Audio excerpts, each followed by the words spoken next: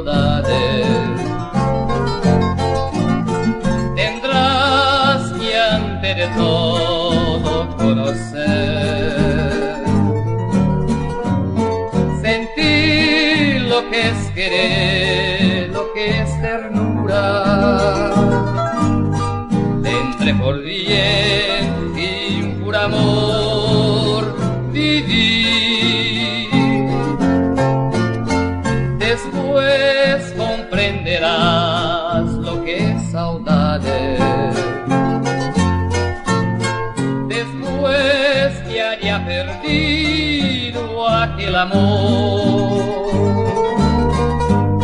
Saudade, soledad, melancolía, es lejanía, es recordar sufrir.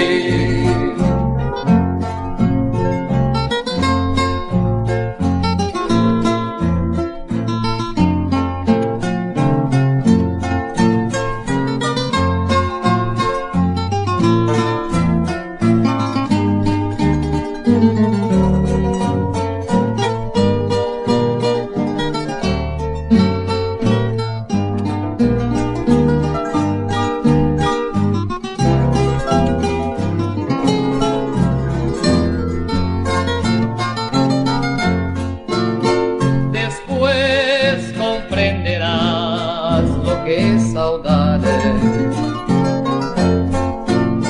Después que haya perdido aquel amor.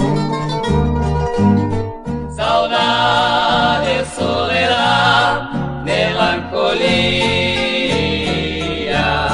es lejanía y es recordar.